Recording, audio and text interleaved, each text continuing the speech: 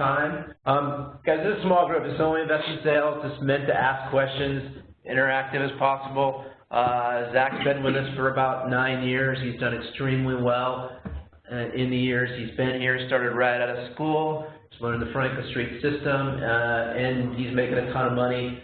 Please ask him questions. He had pretty much the model progression that we want for people starting out from year 1, 2, 3, and 4, and ever since I think about year 3, I don't know, after year 3, you basically have been doing exceptionally well since then. So ask questions. We want to get this, if you're taking time out of your day, make this as beneficial as possible. So I'll turn this over to Zach. Good morning, everybody. So we'll start off with a true cold call. The number one objective, and I hear Mark and Avery making cold calls, and I'll listen to them and I'll stop them. The number one objective of a true cold call is to get a meeting, and you want to secure that meeting sooner rather than later in the conversation. So you want to tell them who you are and be relevant, but you don't want to just diarrhea from the mouth and justify who you are and why you're smart and what you're doing. You want to hold information to get the meeting. So just, hi, my name is Zach Ames. I'm with Franklin Street Real Estate. So multifamily properties throughout Central Florida, calling in regards to XYZ apartments. They're going to say something. They say, well, I have something, I'm just listed a property around the corner. Are you going to be around next week? I'm going to be in the area. Can I stop by and meet you? It can be that quick. You don't need to just continue to talk and justify who you are. So you want to leave some kind of meat on the bone, if you will. If you tell them everything they need to know within the first minute of the conversation, there's really no reason for them to meet you. So you want to kind of dangle a carrot and knowledge, information you have to them so they will meet you. And it's tough. You're not going to get every meeting you try to get. I would say, even 10% is probably a good number. So you're going to fail a lot. And don't get discouraged. It happens to everybody, even the most senior guys in the company. Don't get, me and Darren do not get every meeting that we try to get. We get shut down a lot too. So just, take that. You got to have tough skin. And again, be relevant. So when I list a property for sale, especially when you're young, this is very important. When you list something for sale, even if it's not your listing, if it's one of your other team members' listings, farm that area. Go through Frankie and do a query of, for let's say St. Petersburg. If you have a deal listed in St. Petersburg, query all the St. Petersburg apartments under 100 units and call all those owners. Because now you're relevant, you're active in the market, and you have something to talk about. It's much easier to talk to owners when you have something to talk about. If you have a listing in the area, if you just sold something, if you're lucky enough to get a sale, query that same, market and call every owner in the area and tell them what you just did. And then 2, and I'm very disciplined at this, if they don't pick up your phone call, always leave a voicemail, but always follow up with an email. I have much more success with emails than I do phone calls. What's a typical email that you send if they don't answer? So, and your emails need to have a point. So we'll get that in a minute. So I won't touch on that quite yet. But there's going to be a lot of times when you can't get a meeting for one reason or another. They're not local, they don't meet you, they don't want to meet you, they have no idea who you are, they're a dick. So your goal is to keep touching them over time with a drip campaign to prove your worth and that you can be an asset to them and help them. And this is done through activities, right? If you don't list and sell anything, they're probably not going to meet you. But leverage your team, especially when you're young. Send them emails, call them, talk to them about data points in the market, whether it be price per unit, cap rates, rents, occupancies, new developments in the area. So you just want to hit them and be relevant. Over time, probably going to be able to secure more meetings. It's taken me years and years to get meetings with some owners, and then you end up getting it listed and sold. So just stay at it. It takes a long time. Click next slide. Already Zach, go back to the cold call. The major mistakes that you see when you're listening to other people are what? They just talk too much. Don't talk too much. You want to be short on the phone, right? Especially your first true cold call. If you can get the meeting in the first 30 seconds, there's no reason to keep talking. You need to have, and I talked to Avery and Mark about this, you need to be able to, like, close it, close the conversation, same thing, close the deal, close the conversation. You need to be able to close the conversation, secure the meeting, and that's it. Once you've secured the meeting, there's no reason to talk anymore. So again, don't diarrhea from the mouth and over talk and ask them questions. You always want to be digging for information. And that goes to tours too. So when you're touring properties with prospective buyers, whether they be local and you know them or they're out of state and you don't, always ask them questions. What else are you looking at in the market today? What other properties have you looked at? What other properties are you going to look at? And you don't want to be too obvious. You want to make it very conversational. For instance, an anecdotal story, last summer I was touring a listing of mine with a guy from California. He was in a 1031. Asked him what other properties he was touring. He didn't tell me the names, but he told me the number of units. I went back to my desk, I went to Frankie, and I queried specifically kind of the metrics he gave me, the number of units, the area, narrowed it down to 4 deals, figured out what deal it was, cold called the owner, ended up slamming 3 off-market deals from that owner and beat out 2 other agents. And that was probably, I would say, $250,000 of fees to me, just because I was digging for information while I was on a tour. So when you're on the phone, dig for information. When you're touring a property, dig for information. You always want to uncover as many stones as you can. You're going to get intel on who's buying what, intel on other brokers. If brokers pissed them off, you're always just going to be able to get intel. So always ask good questions and always just try to get as much intel as you can. But again, make it conversational. You just don't want to be accusatory or just keep berating them with question after question after question. So make it conversational, but always try to dig for information.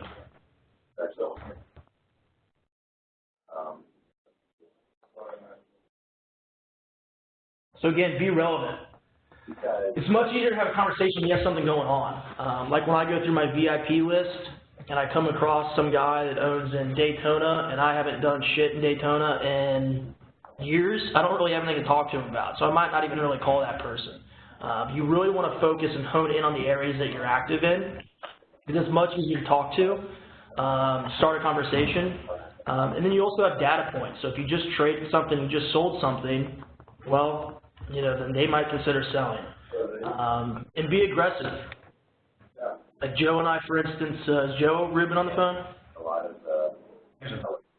I'm here, yeah.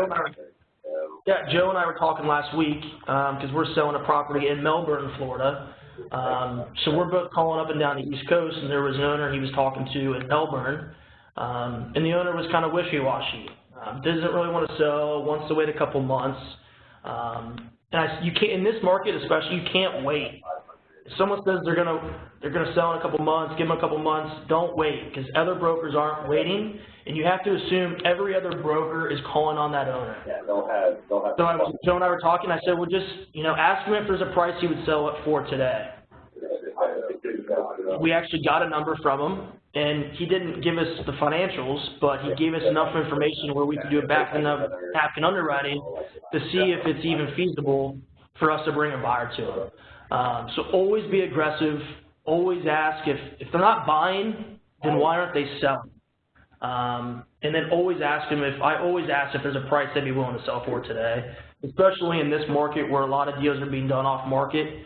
And other brokers are being very aggressive, so you have to be aggressive as well. If you sit back, if an owner tells you wait a couple months and you're just sitting back on your hands, the other brokers aren't doing that. So you just have to match their aggressiveness. Zach, on cold calls, phone calls, when the owner isn't local and can't beat you, doesn't know when they're coming to town, how much time do you spend on the phone? If someone's not local and they're not, they won't tell you their plans or when they're going to be in town next, don't get discouraged by that. I've sold a few properties where I've never met the owner face to face. So it's it's all relative, right? I mean, if it's 10 units, it might not be worth that much time. But if they own some significant piece of real estate and you can make a decent fee on it, spend time with them. And again, that drip campaign is really important for those owners because you don't have the opportunity to meet them. So constantly stay in touch with them, show them you're active, touch them constantly. So just because they're not local doesn't mean you shouldn't spend time with them.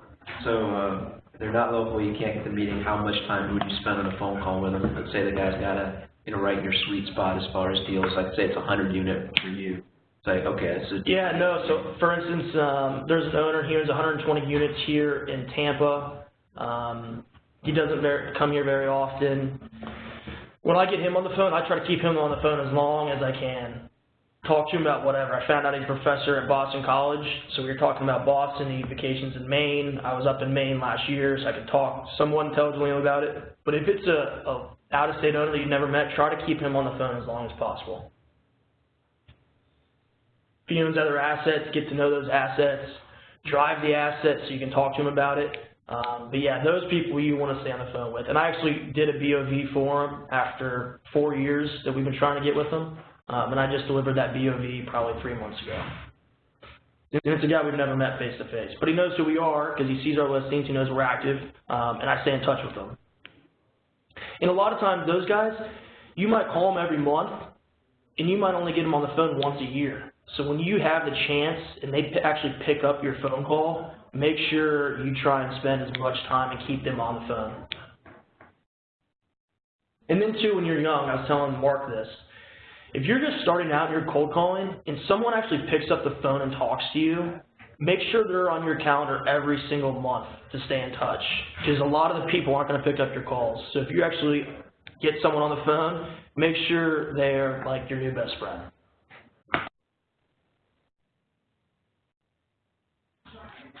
So this is moving on like more warm. Yo. Quick question. So kind of what you just said, if you're calling somebody every 2-3 weeks or a month, what are you saying every time you're calling them? Well, that's the thing, right? You got to be relevant. You're actually talking to them. Right, so you want to be relevant. So I have people on my calendar that I put out every 2 to 3 weeks.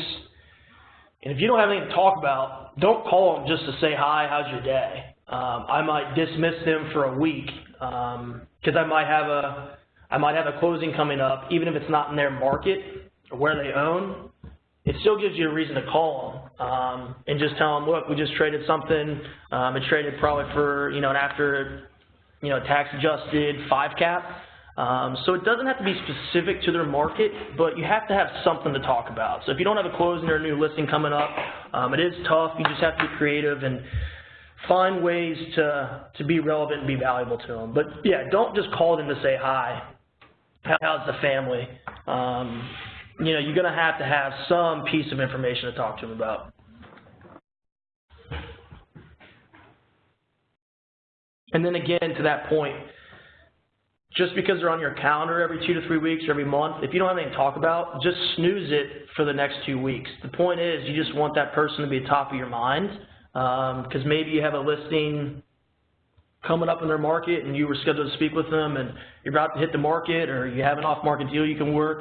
So those people that pick up your phone you're talking to, you just want to keep them, at the top of your mind. Any questions, anything?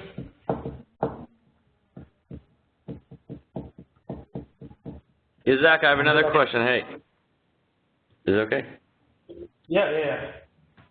Okay, I didn't know someone else was talking. So real quick, a lot of good conversations, and then when it goes to the time of pinning down a meeting, they're open to meeting you, but pinning down a time, oh, I'm traveling next week, call me the week after, things like that. So, I mean, how have you been successful overcoming things like that where they won't pin down a time? Yeah, I mean, some people are just squirrely and they're just doing it on purpose. If you've had a lot of conversations, I would say you should have tried to get the meeting earlier.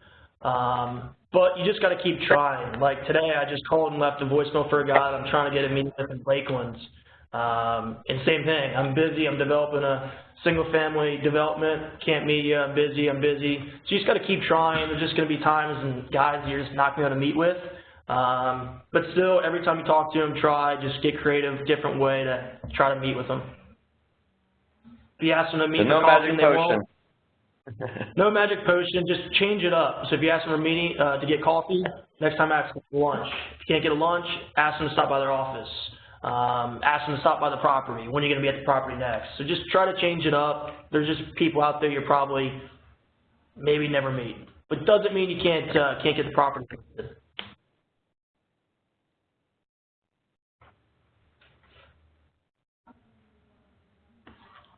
Another thing too, if they have an actual office and you have a property listed in the market, just print a package and go stop in on them. I've done that. And a lot of times they may not be there, but you can leave with the secretary in your card, and it shows that you're out there hustling, hitting the streets, and you drop them by actual printed packages, and they could be more inclined to actually maybe look at the deal, and then maybe give you a call back and try to meet.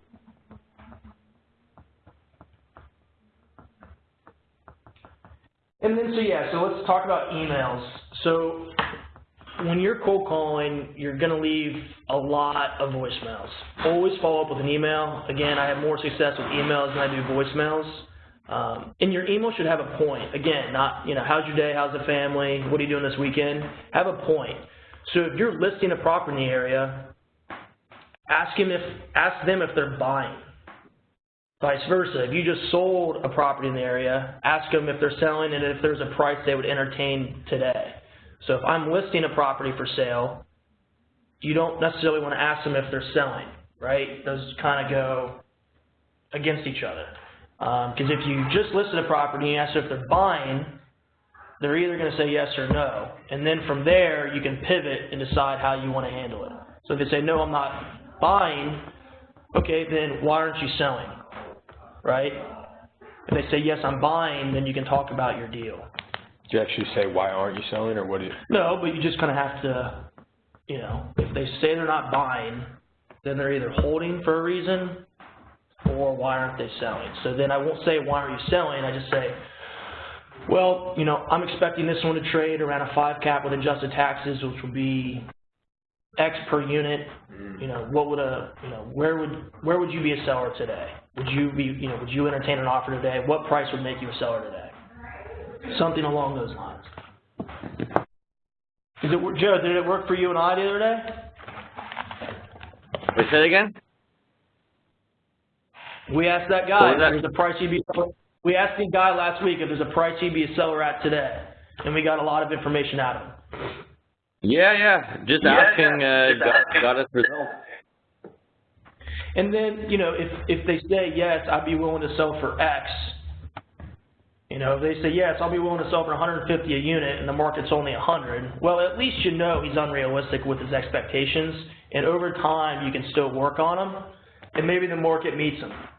Maybe in 2 years where he's a seller, the market gets there and he's at 150 unit, you can actually do a deal. So again, just digging for information. And knowing someone's not a seller is good information. Put that in front of you. They're never going to sell. So always just try to get information from people. And young guys should never, I won't say never, but if you're a young guy starting out, you shouldn't be trying to slam off-market deals. They're complicated, they're tough, you can burn bridges. So if you are, just make sure you have a senior working with you and helping you navigate the process. Because the thing with off-market deals, you don't want to put a buyer under contract so you don't have confidence in the close. Because you might only get one shot to close the deal, and if your buyer flakes out, well, you just burn a bridge with the seller, so he may never hire you again. So just be very careful with off-market deals, and make sure you have a senior working closely with you. And most likely, the senior agent will know more buyers in the market and know who will actually close the deal the first time with no retrade. Just keep that in mind.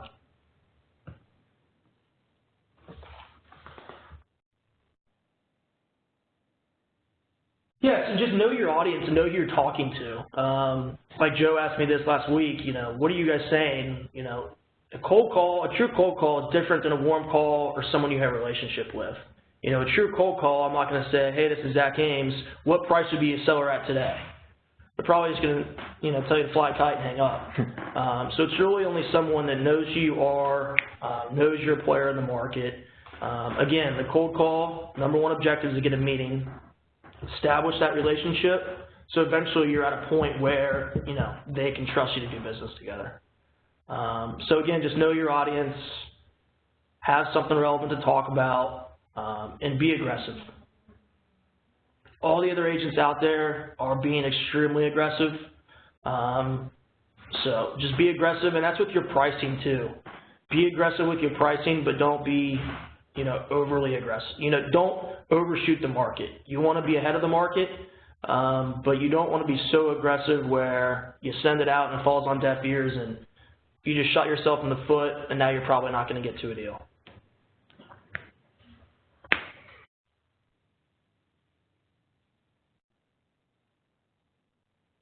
So that kind of goes to what I was talking about earlier.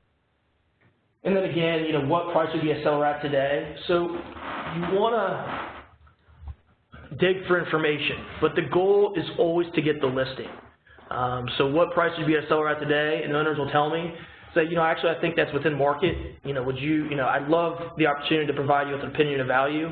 All we would need is a P&L and a current rent roll, happy to sign a, you know, confidentiality agreement, and then you just back your way into a BOV. And then if you've never met them, now you can go present the BOV and get a meeting with them. So the goal, don't ever forget, is to get a listing. So just because they told you a price they're willing to sell, don't go try to slam it off market. You still have the ability to get the financials and do a full BOV. And then if you do the BOV and if the price is not there, you still have an opportunity to go meet them and be realistic. And a lot of times they respect that because they know you're not just, you know, BSing them and just try to slam something together. Any questions there?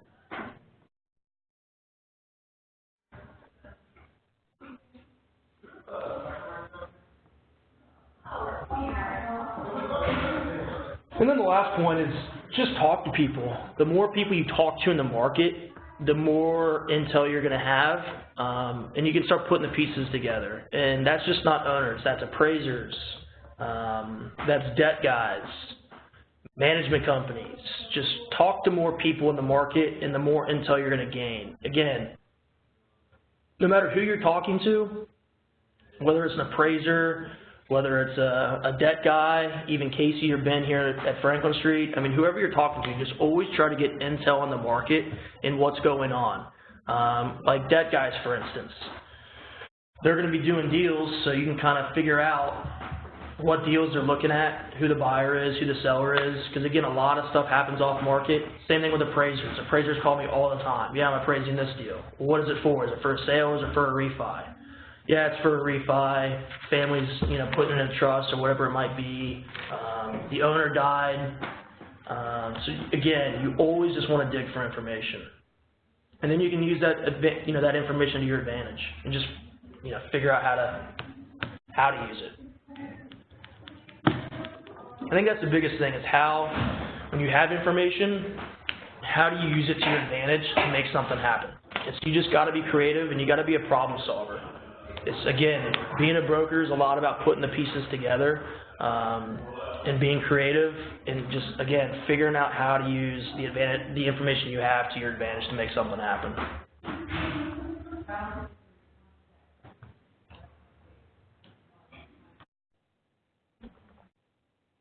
Questions? Pretty quiet. Hey, Zach, it's Travis here in Fort Lauderdale. How are you doing today? Good, how are you? Another day in paradise, my friend. Hey, I had two questions. First one was, when you were starting out, did you join a lot of like networking events, clubs, different things that you found any success in like meeting clients who go to things? Yes, a couple, yeah. So yes, I did get active. I'm still active in a couple different groups, but I never once met a potential client. The people that go to those, in my opinion, at least in Tampa, are attorneys, appraisers, debt guys, other brokers, retail leasing people. So yes, I'm active. I still go to things. I sit on the board of REIC, which is the Real Estate Investment Council here in Tampa. So I'm active, but it doesn't bring you business. But it goes to my last point. The more people you talk to in the market, the more intel you're going to get. And again, you're going to be able to put pieces together because those attorneys represent clients. The debt guys are doing deals. So just knowing what's going on in the market and putting all the pieces together, I think is valuable. And then also getting your name out there. People, the more people that know you and know what you do, the more likely that you're going to get maybe a referral from one of those attorneys that's clients looking to sell or maybe buy. So I wouldn't say it brings in business, but it can never hurt. Okay, again, thanks. Just getting information on the market. Second question I got is, when you're starting out, past just the phones and the follow-up emails, it seems like it sometimes for like me being a start-out guy, it's like endless emails, endless phone calls. You try to hop in the truck, go to their building, even see if you got the right number. Any other things that you had thinking outside the box that, was like, hey, this really helped me get meetings with people, helped me stand out, like, doing a small evaluation or, something more than just the typical one-pager, this is what we do type thing? One thing that I figured out when I was young, the smaller properties, the laundry room typically has the manager's number, and a lot of the time it's the owner, or if it's not the owner, you at least have the manager, and then you can try to get to the owner. That's one trick that I figured out pretty quickly. So if you can get into the laundry room, there's going to be a number on who to call. But other than that, I mean, I like that. Other than that, you just got to be aggressive. Business begets business. So when you get a listing, that's why I can't stress enough, farm that area and make sure you try to get meetings with everybody that owns in that area. For instance, I got a small deal in Sarasota that Mark's running, and how many meetings have you got out of that deal? 4. Right. So he's gotten 4 meetings that people that own in Sarasota, where he probably wouldn't have got those meetings if we didn't have something going on in the area. Again, he's relevant, he's doing something in the area, and he has information for them. Like I said, you're trying to get intel from them, they want intel from you too. So if you can prove that you have intel and information, they're more likely to meet you. Like, you guys probably get called, I mean, financial advisors call me all, like, I have no reason to meet. I have a financial advisor. I turn down meetings all the time. So you put yourself in their shoes. If some kid is just trying to call you to meet you, he has no need to meet you. He's getting hit up by every other broker. So you have to be relevant and give them a reason to meet you. So if you have something going on in that market, just work it. If you sold something, work it. If you just listed something, work it. Use that to your advantage. And then it's going to go from there. I have a question or comment. So when we spoke about this a few weeks ago, maybe you just want to share with the group, what's sort of your attitude and mindset going into calls? You kind of alluded to it a little earlier about being aggressive, every other broker is, and then what sort of things or different calls are you making and what are you saying? Let's just hear some of your calls. So know your audience. So every call I make, so I don't know how you guys cold call, but we query our VIP list and we just go through them one by one. So every person's different. It's alphabetical order, right? So I might come up across a guy that owns in St. Petersburg and we just closed a couple deals or listed, so I can talk about those. The next guy might be in Orlando and we haven't done anything for a while, but so I'm gonna, I'm not gonna have the same pitch every single call. Every single call is going to be different. So it's just going to change, but, again, you want to be aggressive, and I just try to, today I'm really just being aggressive on selling. Like, look, we're selling everything now, and I talk about interest rates a lot now too, especially the spreads. So Fannie and Freddie just came out with their new budgets for next year, so the spreads have come down, so interest rates just went back down, so I'm using that. We're seeing Fannie Freddie at 4%. We're selling comparable properties for around a 5 cap with adjusted taxes. Start throwing metrics at them, If you know they're a buyer, obviously that's not going to work. You can talk about what's upcoming, but just be aggressive. Try to get as much intel and see if they're a seller today. Because every other broker that we're running into is doing the same thing, saying they're selling everything for 4.5 caps, 100 doors the floor. So all the brokers that we're running up against are just being cocky. So you don't want to just match them. I try to be aggressive and confident, but not just completely cocky and arrogant. And you don't want to overshoot. Like 4.5 caps, not achievable a lot of times.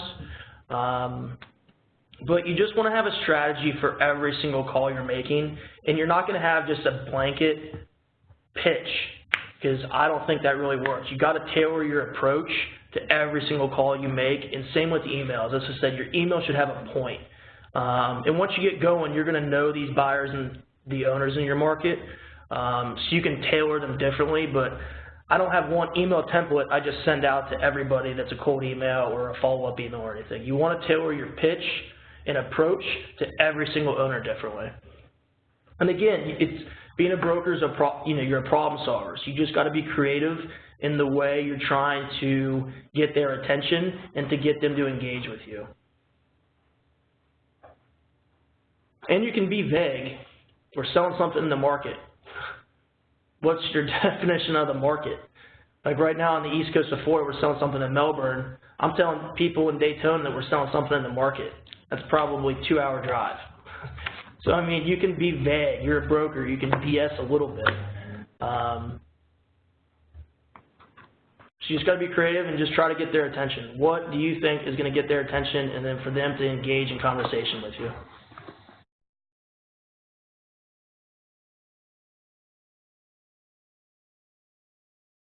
Any other questions for Zach?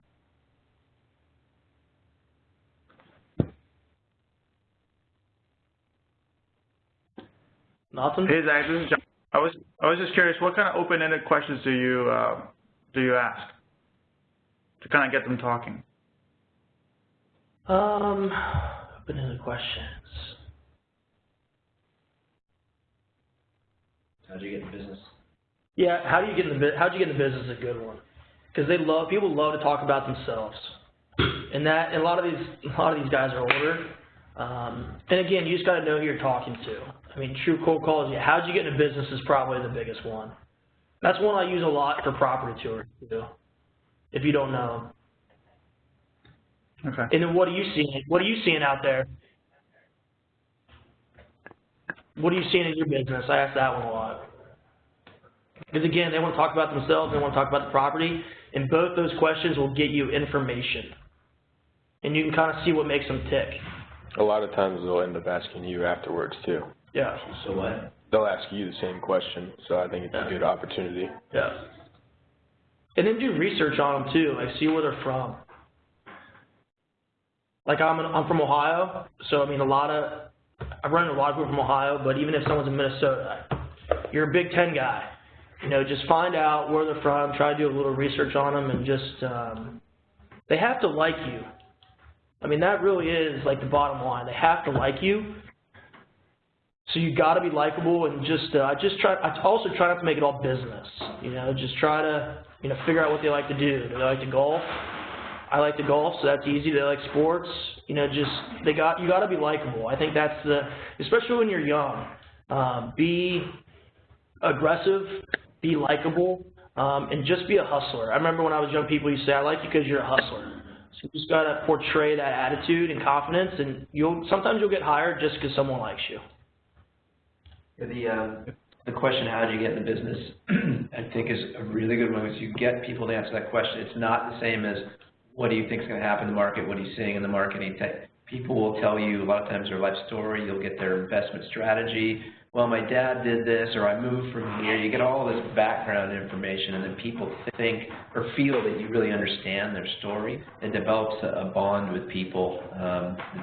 They just feel more attached to you. You can get them to tell that story. It's not the same as, what do you think is going to happen? Because then they're just telling you market data, but how did you get in the business tells them.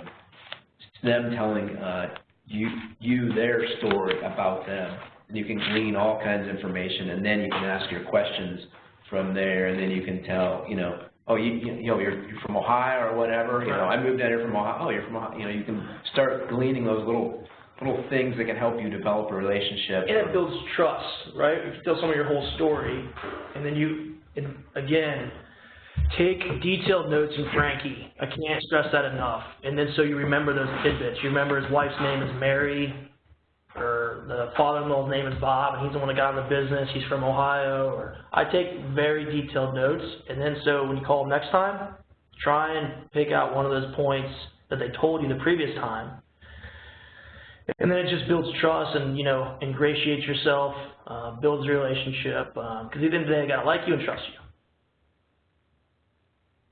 Kind of going back to something on cold calling before, so if you do call someone up and you get into that, starting that conversation, right, and say, just to run a scenario, you say, use one of the questions, what do you see in the business, and they're very short and kind of shut the question down, right, and you try to move on from that conversation and ask them another question. Well, how do you deal with a potential buyer or seller when they're very short? How do you get that conversation moving? Yeah, I mean, a lot of times, there's going to be situations where they're not going to open up. You might have caught them on a bad day. So I remember a long time ago, Mac McCall told me never to put a negative note in Frankie, because the next time you go to that person, you're not going to want to call them. So you might have just caught them on a bad day. So just keep on them, because sometimes they're just going to shoot you down. You're going to get hung up on. Mm-hmm. So don't put a negative note in Frankie, I would say. But yeah, sometimes they're just going to shoot you down. They're not going to want to talk to you, and you're not going to be able to open them up. To me, the key for those types of people is making sure that you have relevant, good, valuable information. Yeah. Make it worth your time. You can get past those few. I've had numerous people who've done that. They don't want to hear anything. Okay, whatever. What is this? What is that? They don't want to talk. And so you have to have really good, solid information, and then they'll start opening up. But they don't want to waste their time. They don't want small talk. So once you get past that, like, okay, this guy's got value, then they'll open up everything to you. And I've had people, have dinner with their families, blah blah blah after this. But exactly that. Don't want to talk about anything. Extremely short. Just tell me what your product is, what you got, what can you sell the property for. They're short like that. But after you get through it, then things change completely. Yeah, some of my best clients are some of the biggest deals I've sold, I guess, are the ones that are tough, and you crack you get through that barrier. Because if you get a guy that's really likable and talks all the time, he's doing the same thing to every other broker. True. But if you get someone that stonewalls you and it's difficult, once you get through that barrier, you gain his trust, and you might be the only one that's done that. So just keep that in mind too. That's why I said don't keep negative notes on someone. If someone was a dick to you, he could have just had a death in the family. You have no idea what's going on in his world. And then and it's kind of like a challenge too, right? I always kind of look at it as a challenge. This guy's a dick to me. I want to get through to this guy. So just, it can be demoralizing, but just try and have a good attitude and just be relevant. If you're calling on clients like the type Zach's calling on, you would expect that because they're getting called all the time. It's like, would you guys leave me alone? So you have to have value because he doesn't want to waste his time. And that's what our team tries to do is differentiate ourselves from other brokers. So you want to be aggressive, but you also want to be your own person. So just because everybody else is doing this doesn't mean you have to do that. Yes, you want to match their aggressiveness, but you don't want to match who they are. I think I'm aggressive in different ways in my competition. Assertive. Yeah. Assertive. Yeah. Aggressive, assertive. Yeah. So you just want to don't be like everybody else. You want to have your own style, and everybody has their own style. Me and Darren work completely different. Kevin and I work completely different. So you just got to figure out your own style, what works for you, and just be confident.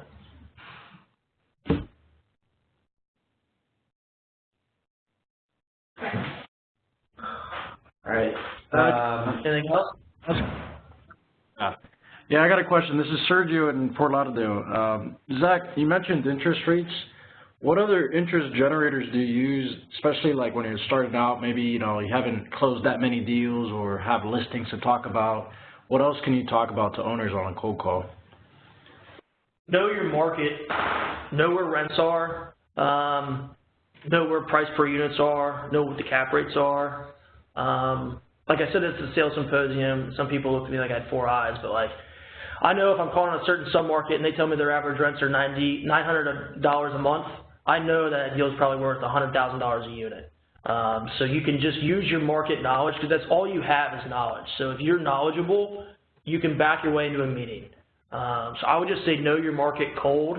And when you're first starting out, that's why you might want to focus on more of a defined territory and a couple specific markets, so you know those markets cold. So you can talk about, ask them what rents they're getting, and then, around the corner that person's getting $100 more. Well, I think your rents are lower than market. I'd love to stop by and meet you and, show you a market study we've done recently.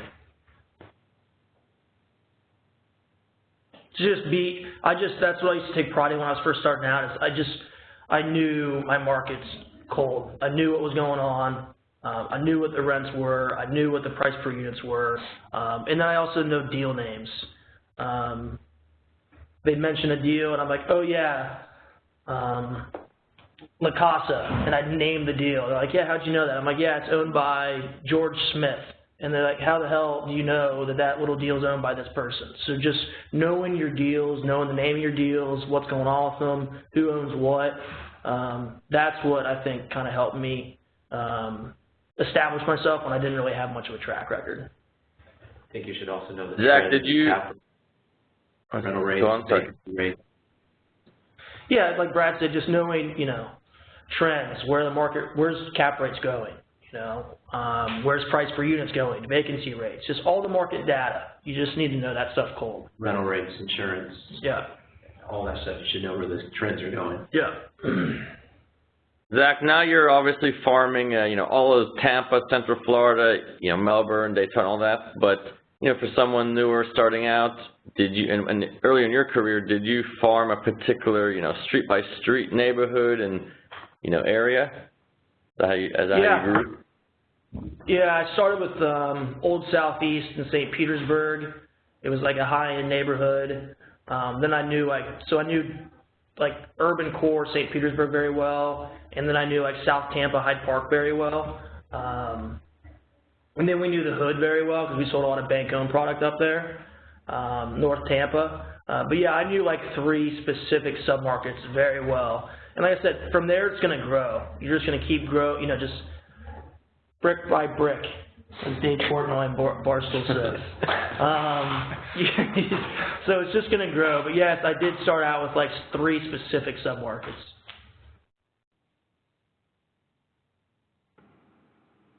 Cool, thanks.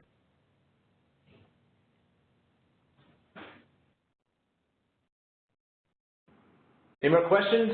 If not, we'll wrap this up. Okay, if Zach's offered to do more of these on a regular basis, so if there's things that you'd like Zach to talk about, send me an email or give me a phone call. We'll probably have Zach back on in a couple months to have a conversation like this again. I hope it was helpful for you. And if there's any other trainings by anybody else you'd like to see, just please let me know. And feel free, anybody can give me a call or shoot me an email with any other questions you guys have. Thanks so much for doing this. Thank you. Appreciate it. Yep.